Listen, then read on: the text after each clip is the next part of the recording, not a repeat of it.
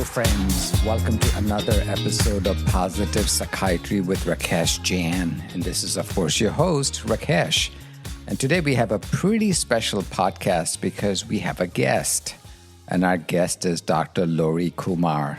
Lori, welcome to the podcast. Thank you, Rakesh. I appreciate it. Happy to be here. I am very glad to have you. Well, you and I have known each other for a long time, but our listeners may not have. Tell us a little bit about you and where you are in your career trajectory in psychiatry. Yeah, so right now I live and practice in Austin, Texas. I'm a psychiatric nurse practitioner that works with community mental health in Round Rock and the surrounding Central Texas rural areas. And how long have you been doing this? 4.5 years now. Oh, that's a lot of experience. So this podcast is called Positive Psychiatry, which, at least in our thinking, it is not a rejection of traditional psychiatry that I and you were trained in, but it is to think about issues like resilience and growth and all these other things that make life worth living. Can I ask you this? In your education as a nurse practitioner, did you get exposed any to concepts in positive psychiatry? A little bit. I went to Texas Tech Health Science Center in Lubbock, and the program was very small. It started out with 12 of us, and it ended with only 3 of us. And during that time, it was very tailored to what each of us wanted to learn and work with. And my professor, my program director, knew you were very important to me and definitely included a lot of those practices within, which was really wonderful. Interesting. So sounds like you got exposed to a little bit of positive psychiatry because of the work we have done previously. Yeah. Very interesting. So tell me this, if you will. In your day-to-day practice of psychiatry, and you are seeing some of the most seriously ill patients, I'm guessing you do focus a lot on mental illness, but do you also have an opportunity to focus on elements of positive psychiatry, or that's simply not doable? Yeah, so when our appointments are 30 minutes long for med management, so the first priority is always making sure if a patient is in crisis, medications, support systems are first in place. But once we're able to step away just a little bit from med management, then definitely elements of positive psychiatry, those wellness, the resilience, all those things are important to do the whole, care for the client. So I do focus a lot more on the positive psychiatry once clients feel a little bit more stable. So it's not something to introduce right off the bat, but perhaps at a time that's appropriate for the patient. Okay. Do you notice if your colleagues around you are also incorporating elements of positive psychiatry, or are you kind of a one-off clinician and that most of them, because of their training, stay in the world of traditional psychiatry? Yes. So I might be a little bit biased, but the fellow practitioners I have around me graduated easily 10 years before me. So the world of psychiatry has changed greatly in the last decade. And I think that had a lot to do with my approach. So I do feel I'm a little more forward when it comes to ketamine treatments, and therapy paired with what we're doing as such an important part, more equal than not equal. Okay. So there is a deficit in our education regarding the completeness of mental health. Sounds like just like me. And I graduated, of course, long time ago, 35, 40 years before you. And I must tell you, Lori, that in my education, the only focus was on get the patient's symptoms under control. And once you're done, you're finished. There's nothing more to do. Sounds like, at least in your area where you work, that you are kind of leading the charge. Are the other clinicians open to what you're doing, or do they see that as, wow, that is not your job. You're a prescriber. You should not be doing that. Well, what are your thoughts? Yes, definitely not our job, not our place. More so, I think we don't have the time to, because the expectations of us and burnout is so high. We have such a small amount of time. We have clients who come in straight from the hospital. We don't even have the discharge paperwork yet, and they come in and see us for 20 minutes. So that's definitely takes the precedence and does lead to burnout for sure. Okay, we need to really talk about burnout for us because sounds like, okay, let me back up a bit. Based on my own experience, burnout has really popped its ugly head in my own career multiple times. And I think it's almost always as if all I do is I focus on mental illness. So let's put a pin in that because I really want to come back and talk to you about it. So perhaps walk me through this based on your own, academic learning. But, you have 4.5 years of real life education. That's longer than a residency.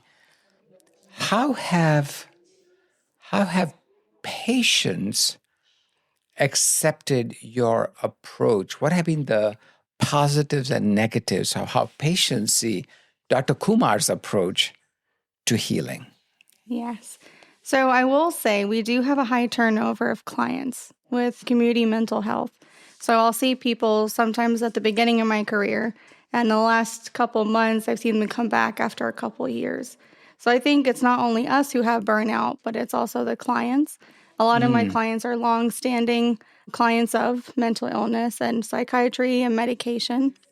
So I think seeing a different side of, psychiatry and those med managed appointments, I think that's really important to them. Yeah, because sometimes we try with meds, as clients, and we can feel, well, now what? Now what?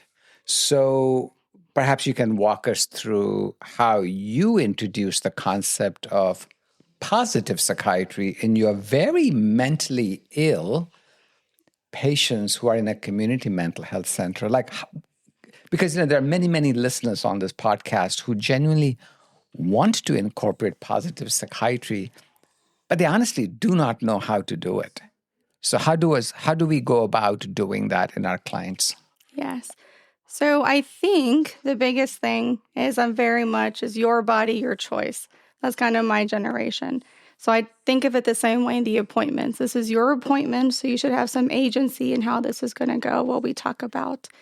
And for a lot of clients, once I feel that their medications are going well, our conversation about medication and symptoms have kind of stabilized, then I introduce, do you feel comfortable if we talk about some of these items? I have some ideas. A lot of my training is based on you meet the client where they are. And I've worked in the psychiatric ICUs, and you kind of have to learn when it's your place to step in and when it's not and what they can handle. And sometimes, most of the time, I will say clients are open to it. And sometimes they're like, I just don't have the space. And if they're not ready to receive it, then, we can talk all we want, but they might not be in the place.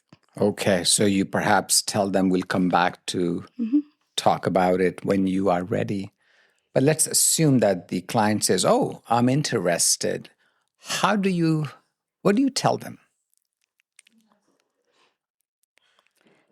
I tailor it much to, that's a very interesting question. I had to think about that. It's very much client directed. So I guess could you ask a little more specifically what you're talking about? Yeah. I'll tell you the difficulties I have had, and maybe that'll help you. So when I tell people, I definitely want to help you reduce your symptoms of panic attack or depression or anxiety or perhaps even psychosis. But there's more we can do. And I tend to use the word we a lot. I really resonate with what you said about agency. So we becomes a partnership.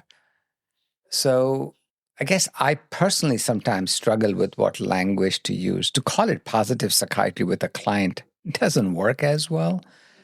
But mental wellness, if I say focusing on your mental illness is important, but if we can focus on mental wellness, and they will ask me, what does mental wellness mean? So I tell them it's more than just controlling the symptoms of your disease to feeling like you got life in you and purpose in you and joy in you. Resilience is not a word that it works with many clients. So L'Oreal sometimes use things like makes you tougher, makes you stronger. Are you open to that? So that's kind of my opening language. But I really want to hear your kind of language because I want to see what you've learned so that I can incorporate it into my work. Yes. So a lot of my clients resonate with the idea of mental seems to be different with the physical, their medical. So if they have trouble understanding, if I start talking about resilience and optimism, then I shift it over to a medical example. Asthma, Okay. typically, a lot of people know what asthma is. And you know something about that from personal I experience. do. I've struggled my entire life with asthma. So I've been through the same non-compliance. I'm very honest with my clients. I ask them if they're open with me sharing something about myself, because if they don't, obviously that's a problem. I don't want to go into that. But once they're open to receive it, then I talk about my own struggles, where I'll say, well, I was in nursing school and I was non-compliant for 3 years with my asthma medication. And I had a hard time, and then I felt I was fine until I wasn't fine, right? But talking really about how let's say for asthma, for example, if I know I have all these allergies, I can take medication all I want. But if it's not helping, if I'm still running around, petting cats that I'm allergic to, eating foods I'm not, that aren't healthy, that taking medicine only does so much, right? So the same thing works for mental health. You can take medication all you want, but if you're not calming your nervous system, if you're not taking, the steps to not, avoid triggers if you can reasonably, and then work towards them, then how is it going to work in whole? Well, okay, so you just gave me a masterclass on how to approach this conversation. And I would maybe address our listeners right now. Lori, Dr. Kumar is giving us a really good example of how to broach the subject using the medical disease model. I think that hopefully reduces the patient's confusion and perhaps even resistance. I love that, Lori. So once you've done that, what specifically do you then kind of move the patient to? Is it behavioral change you're looking for? Is it cognitive change you're looking for? Is it a combination thereof? Again, tailoring it to the client, because my population tends to be very elementary. So first working on behavioral techniques. Okay. The one thing I talk about 80% in all my appointments is sleep. That's such a big one, I think, for everyone. Tell us more, because sleep is indeed the royal road to mental wellness, isn't it? It is. I always say it's the foundation. If you're not sleeping well, you can't expect anything else to go well. Talking about we talk about sleep hygiene a lot, but putting it into perspective is very important. Okay. Say more. Yeah. So when we learned about screen time, I learned about it 15 years ago. You're not supposed to be on your phone, not supposed to watch TV. But nowadays, when people don't have their phone and they've been practiced it causes them a lot of distress. So telling someone to keep off their phone before bed, it ends up ramping them up even more. They can't self-regulate. So putting boundaries around phone use and what they're allowed to do changes behaviorally how they're able to approach sleep. You've seen that firsthand. Yeah. Could you give maybe an example of a client you remember that, if there's a case you want to discuss with our colleagues? About sleep in general? Yeah, because sleep, I do think, is one area where psychiatry, I think, really lets our patients down. We hear about insomnia and we immediately start in our minds, start clicking through our Rolodex of what are my options? What are my options? And we forget to offer patient techniques in sleep hygiene, but also a new movement that started in sleep medicine called sleep wellness. But already it sounds to me that you are finding a way to not do that automatically, like give a medication right away. So give maybe us an example of how you bring, or maybe with a patient, you brought in sleep conversation to improve their outcomes. Yes. So a lot of my clients are very medication heavy. They've gone inpatient, been on trazodone, been on Seroquel, and they know it works. It knocks them out. And I always talk about, we do have long-term side effects, right, with these medications, especially with the Z drugs, where you could have cognitive difficulties, memory recall difficulties. And then later on, they complain that they can't focus on anything, and they're all tied. So reminding them that these medications do have long-term consequences. Definitely risk-benefit. We want to make sure people are sleeping well, but they also need to help themselves. And that's a really big part of it, especially if they've already gone through several of the medications. Now, as far as clients buying into it. Mm-hmm. I think it's honestly much easier when clients are tired of sleep medication, not Okay. That's usually where I'm like, oh, you want something different. This is good. The biggest thing is routine. Also being, very compliant is very important. Practicing every day. It's the same thing if you stop taking your SSRI and take it sporadically, it's only going to do so much. Yeah. I love it. I love it. You don't shoot down medication options, but you enhance the value of sleep education and sleep interventions. And I think the way you wrap it, at least this is what I'm hearing you say, you wrap it in you can do this for yourself. So empowerment and also moving them into one of the strong pillars of positive psychiatry, which is sleep health and sleep wellness. I love that. Any other behavioral techniques you're a big believer in, such as, I'll tell you what I have had some success, real success with, is physical exercise. Your thoughts on it? I love physical exercise. I've listened to so many podcasts where psychiatrists and health professionals will say, if I could give one medication, it would be exercise. One of the difficulties I have is as soon as I say exercise, I already know they're not going to do it. They already know they're not going to do it. And it becomes this back and forth. Okay, well, what could I do when we move on? I've learned to call it movement. Oh, If we okay. have some sort of movement in the day. I do have a lot of geriatric clients that have difficulty with moving. And when you say exercise, they already feel like, well, I can't get up. Yeah. So adding some sort of movement, stretching, blood flow exercises are all helpful. Lori, the reason why I'm pausing is even though I'm almost to my mid-60s, I've never, ever thought about calling it, let's increase your movement, which I think is less threatening. It's better language. Okay, so that's masterclass number 2, dear colleagues, that Dr. Kumar is giving us on how to rephrase the concept of exercise movement. So do you give them perhaps some guardrails and some instructions on how they can actually do it? Not just think about increasing movement, but increasing movement. How do you do that? Yes. So a lot of it has to do with their physical ability. So if they hopefully are seeing, primary care or practitioner, if they're in physical therapy, then I always say to check with them to make sure they don't further hurt themselves. That's very important. Okay. But as far as guardrails, I usually set up more behaviorally. So give them the space to decide what's helpful for them. Give them ideas that they can look through, like write down if they don't know what to do. Stretching is a really big one. It's very easy.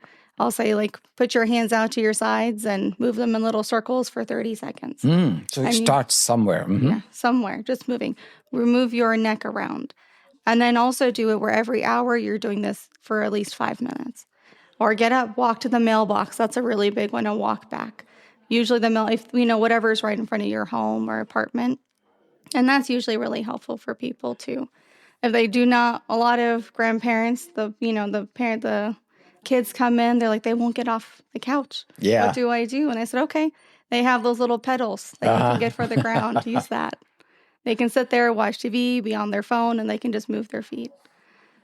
Just increase the movement. And I think you did more than just give them advice. You gave them tactical information, like, walk to your mailbox and back. It sounds like what you're trying to do is get them, this is kind of a difficult word to use in this context, addicted to exercise, that you start looking forward to it. That becomes part of your conversation. Yeah. And movement very regularly during the day.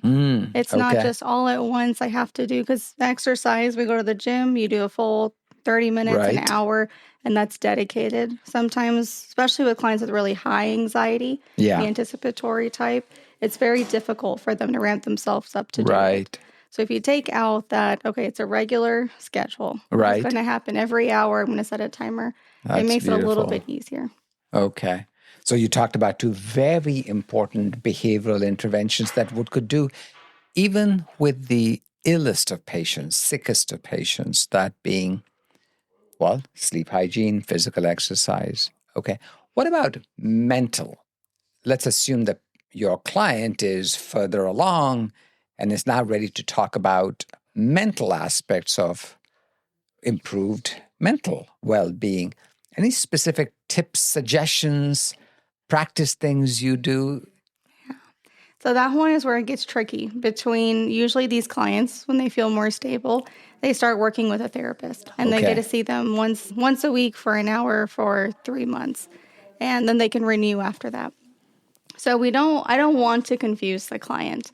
If I'm saying things and the therapist is saying things, that can be very confusing. Okay. For the clients who are not seeing anyone, a lot of exercise is just starting, again, very small things. My client population is a little bit limited. Finances are difficult. Disability for them is difficult. I told them to do a puzzle. I think mental wellness, if we're looking at like cognitive exercises, doing a puzzle, whether it's 1,000 or 100 pieces, can be really helpful for their brain. Word searches, all those cognitive, are helpful. Okay. I love that. Again, here's a confession. I've actually never recommended that to a single client in 40 years of being in practice.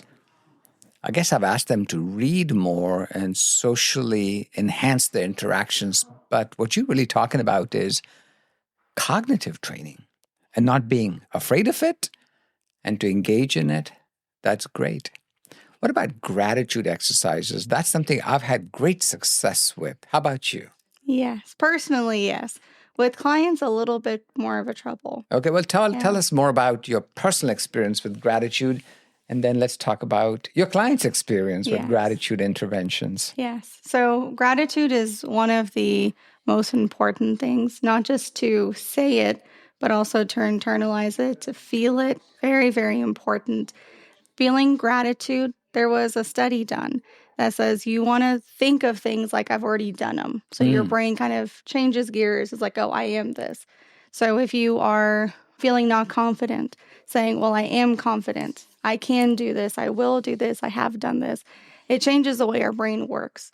So, it shifts to more positive. So feeling gratitude, I am grateful. I will be grateful. These are the things I am grateful for. And in turn, then you can feel the gratitude for those things. So it's kind of like a practice what you preach. Practice what you preach. Love that, Lori. And look, let's kind of do a double click on what you said, because that's some powerful stuff you shared, which is gratitude for things in the past, gratitude for things in the present, and looking at the future and still being able to pull up gratitude. So you're really recommending a three-dimensional view of gratitude. Okay, and what about patients when you recommend to them that gratitude exercises? And I'm calling it exercise, but it's more than that, isn't it? When you recommend that to patients, how does it land with them? And what have you seen in terms of what kind of results that produces? Yes, I've seen a lot of struggle with gratitude. A lot of clients have difficulties with finances, difficulties even getting food stamps, just the basic. So one of the things that I find really helpful is they have different apps that are gratitude apps, and they can alert you every hour, 3 hours, once a day with affirmations. I have not even ever heard of that. Yeah. For real? For real. It's awesome. I have it on my phone. It's great. Oh, wow. Yeah. Oh, wow. Okay. Well, you'll have to share the name of this gratitude podcast, and I will put it in the show notes for this episode. Oh, sorry, an app. You're right. So it comes up as a notification. Wow. Do you remember the name of it at the moment? The one, there's several of them. The one I use, you don't have to pay any money for, is called I Am. It's just called I Am. Mm-hmm. Oh, wow. Okay, guess what? I'm going to be downloading it today. Lori, you're telling me something I did not know. That's actually a really good way for an alert to remind you, because that's the trouble with our minds, isn't it? It forgets about things to be grateful for. That's really good. And your clients are open to at least hearing you out about that. Yeah. I will ask them to pull up the app or a similar app. Right when you're there. Right when well, most of the time they're on their phone anyway. Okay. So they can just pull it up as it is. But usually that's enough for them to even look at it and find something similar. A lot of our world is very digital. Yes. So to think of something it's great to feel gratitude. And I think that 20 years ago, we had the time and space mentally. Yeah. But when we have so many notifications coming in on our phone, I think one day I had 100 in the first 4 hours of work. I'm not going to remember in all that chaos. So it allows a second to swipe through it. Just a second. But I'm guessing repeat exposure to it is how we get shaped in the positive direction. Yep. This is one of the great examples where we can use digital therapeutics to actually improve mental health. This is really good, Lori. You have given not just me, but me and the hundreds of other people who will listen to this podcast some tangible, actionable items. Let's talk about this final topic that really resonates with me. But before we talk about it, let me tell you something that I've been noticing in the last year or so, which is a striking number of my colleagues in their 30s and 40s and 50s and even 60s who are reporting burnout. So I would love to hear your comments. Do you think positive psychiatry offered to our patients isn't just good for them, it may be good for us? That's how I see it. Tell me if you agree or disagree with what I said. Yeah. I think there's two takes. When you were talking about that, what came to mind. It's good for them because hopefully they're able to take in, those teachings. And it's good for us if they feel better, do better because of that. But it's also, I think, us doing it by ourselves is really important. When I see clients, and some of them take to it, some of them don't. And that in itself can create burnout if you're saying the same thing over and over again and a client isn't, grasping it.